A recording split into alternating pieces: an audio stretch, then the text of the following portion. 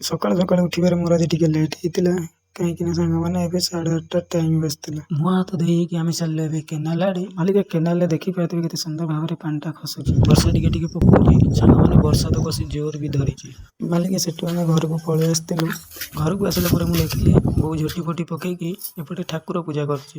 ହେଲେ ରାନୁ ଏପଟେ ଫୋନ୍ ଦେଖିବାରେ ବ୍ୟସ୍ତ ଅଛନ୍ତି। ମ୍ୟାଡ଼ାମଙ୍କର ବି ଫୋନ୍ ଦେଖା ସରିବାରେ ମ୍ୟାଡ଼ାମ ଏବେ ଚାଲିଲେ ଆମର ପରିବା କାଟିବା ପାଇଁ। ରାନୁଙ୍କର ଏବେ ପରିବା କଟାକଟି ସରିଲା ପରେ ରାନୁ ଏବେ ଗଲେ ମୋ ପାଇଁ ଚାହା ଇପି କରିବା ପାଇଁ। ମାଲିକ ବୋଉ ସେପଟେ ଠାକୁର ପୂଜା କରୁଛି, ରାନୁ ଏପଟେ ଚାହା ଇପି କରିବାକୁ ଯାଇଛନ୍ତି। ମୁଁ ବସି ବସିକା ବୋର ହଉଥିଲି। ସେଇ ଟାଇମରେ ରାନୁ ମୋତେ ଇପି ଆଣିକି ଧରେଇ ଦେଲେ। ଇପି ଖାଉ ଖାଉକା ରାନୁ ଆଣିକି ମୋତେ ଚାହା ଧରେଇ ଦେଲେ। ତାକୁ ମୁଁ ପିଇ ସାରିକି ବାହାରିଲି ଏବେ ଛକ ଆଡ଼େ। ମାଲିକ ଆମେ 4 ଜଣ ଏବେ ଯାଉଥିଲୁ ଛକ ଆଡ଼େ। ରାସ୍ତାରେ ଯାଉଥିଲୁ ଟିକେ ଟିକେ ବର୍ଷା ପକଉଛି ହେଲେ ମୁଣ୍ଡରେ ଆମେ ତଉଲିଆ ଘୋରେଇ ଦେଇଥିଲୁ। ଅଧିକ ବର୍ଷା ହେବାରୁ ଗୋଟେ ଆମ୍ବ ଗଛ ମୂଳକୁ ପଳେଇଥିଲୁ। ଆମ୍ବ ଗଛ ମୂଳେ ବସିକି ଆମେ କିଛି ସମୟ କଥା ହେଲୁ। ଅଧିକ ବର୍ଷା ହେବାରୁ ସେଠୁ ଆମେ ପଳେଇ ଆସିଥିଲୁ। ଆକାଶ ଦୀପ ହେରିକା ରହିଗଲେ ପଛରେ, ପିଣ୍ଟୁ ମୁଁ ପଳେଇ ଆସିଥିଲୁ ଆଗରେ। ଆଗରେ ଦେଖିକି ଆମେ ରହିଯାଇଥିଲୁ ଗୋଟେ ଘରେ, ରହିଯାଇଥିଲେ ଅଧା ବାଟରେ।